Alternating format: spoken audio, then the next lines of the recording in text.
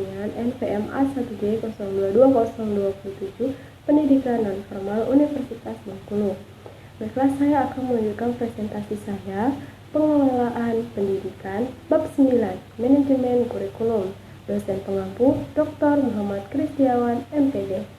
Baiklah, langsung saja kita ke teori pembahasan. Nah, di sini ada beberapa teori yang akan saya jelaskan. Yang pertama itu konsep dasar manajemen kurikulum. Yang kedua ada ruang lingkup manajemen kurikulum. Yang ketiga ada prinsip dan fungsi manajemen kurikulum. Yang keempat ada komponen manajemen kurikulum.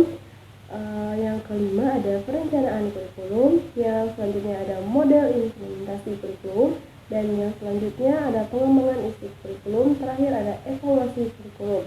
Baiklah, bagi teman-teman yang ingin tahu tentang teori ini, langsung saja simak video berikut ini. Baiklah, untuk pembahasan yang pertama yaitu tentang konsep dasar manajemen kurikulum. Nah, untuk pengertian manajemen kurikulum, kurikulum merupakan salah satu komponen yang memiliki peran strategis dalam sistem pendidikan. Kurikulum merupakan suatu sistem program pembelajaran yang dimaksud untuk mencapai tujuan institusional pada lembaga pendidikan. Nah, sehingga kurikulum memegang peranan penting dalam mewujudkan sekolah yang bermutu atau berkualitas. Nah, sedangkan pengertian manajemen kurikulum, manajemen kurikulum merupakan sistem pengelolaan atau penataan terhadap kurikulum secara komprehensif, sistemik, dan sistematik yang dijadikan acuan oleh lembaga pendidikan dalam rangka mewujudkan ketercapaian tujuan kurikulum atau tujuan pendidikan. Jadi dapat dibedakan ya, kurikulum dan manajemen kurikulum itu beda. Selanjutnya yaitu ruang lingkup manajemen kurikulum. Manajemen kurikulum merupakan bagian integral dari kurikulum tingkat satuan pendidikan dan berbasis sekolah. Lingkup manajemen kurikulum adalah perencanaan, pengorganisasian, dan pengevaluasian. Menurut Rusman, manajemen kurikulum merupakan bagian integral dari kurikulum tingkat satuan pendidikan atau KTSP dan manajemen berbasis sekolah atau MBS. Baiklah, yang ketiga yaitu prinsip dan fungsi manajemen kurikulum. Nah, prinsipnya yang pertama itu ada prinsip relevansi. Nah, jadi manajemen kurikulum itu harus saling relevan. Yang kedua itu prinsip fleksibilitas, itu menyesuaikan. Yang ketiga prinsip kontinuitas, itu yang berkelanjutan. Yang selanjutnya ada efektivitas, dan yang kelima tuh ada efisiensi. Nah, jadi efisiensi itu kita meminimalisir tenaga, waktu, dan lainnya untuk mendapatkan hasil yang maksimal. Sedangkan untuk fungsi manajemen kurikulum, nah ini ada menurut Usman, fungsi manajemen kurikulum itu sebagai berikut. Nah, yang pertama meningkatkan efisiensi pemanfaatan sumber daya kurikulum. Yang kedua meningkatkan keadilan dan kesempatan para siswa untuk mencapai hasil yang maksimal. Yang ketiga meningkatkan relevansi dan efektivitas pembelajaran sesuai dengan kebutuhan peserta didik maupun lingkungan sekitar. Yang keempat meningkatkan efektivitas kerja guru maupun siswa. Yang kelima, meningkatkan partisipasi masyarakat dalam pengembangan kurikulum. Selanjutnya itu komponen kurikulum. Di sini ada beberapa komponen. Yang pertama, tujuan yang ingin dicapai oleh pendidik. Nah, komponen bertujuan berhubungan dengan arah atau hasil yang diinginkan atau yang dicapai atau yang diharapkan. Yang kedua, itu ada isi kurikulum. Isi kurikulum menyangkut semua aspek baik yang berhubungan dengan pengetahuan maupun materi pembelajaran yang biasanya tergambar pada setiap mata pembelajaran yang diberikan maupun aktivitas kegiatan siswa.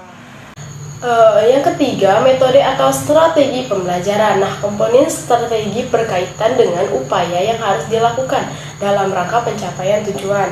Strategi ini ditetapkan dalam berupa strategi yang menempatkan siswa sebagai pusat dari setiap kegiatan maupun sebaliknya. Yang terakhir itu ada komponen evaluasi atau penilaian pembelajaran. Nah, jelas evaluasi merupakan komponen untuk melihat efektivitas pencapaian tujuan atau sebagai mengukur batas mana keberhasilan itu. Dalam konteks kurikulum, evaluasi dapat berfungsi untuk mengetahui apakah tujuan yang telah ditetapkan telah tercapai atau belum, serta apakah kurikulum membutuhkan perbaikan atau tidak. Baiklah, selanjutnya yaitu perencanaan kurikulum. Nah, di sini yang pertama ada pengertiannya. Pengertiannya merupakan perencanaan kesempatan-kesempatan belajar yang dimaksud untuk membina siswa ke arah perubahan tingkah laku yang diinginkan dan menilai sampai mana perubahan-perubahan yang telah terjadi pada diri siswa. Yang kedua itu perumusan tujuan kurikulum. Nah, jadi rumusannya ini bersumber dari empiris, sumber filosofis, sumber bahan pembelajaran. Nah, selanjutnya ada landasan perencanaan kurikulum. Nah, landasan itu tersendiri merupakan kekuatan sosial, perlakuan pengetahuan, dan pertumbuhan dan pengembangan manusia. Baiklah, selanjutnya ada model implementasi kurikulum. Di sini ada menurut Miller dan Seller menggolongkan implementasi ini menjadi 3 bagian, yaitu yang pertama the Concourse-based adaptation model, merupakan sebuah model yang dilakukan dengan mengidentifikasikan tingkat kepedulian guru terhadap sebuah inovasi kurikulum. Yang kedua itu adalah model Lakewood. Nah, model ini memfokuskan pada guru. Asumsi model ini adalah setiap guru mempunyai kesiapan yang berbeda-beda.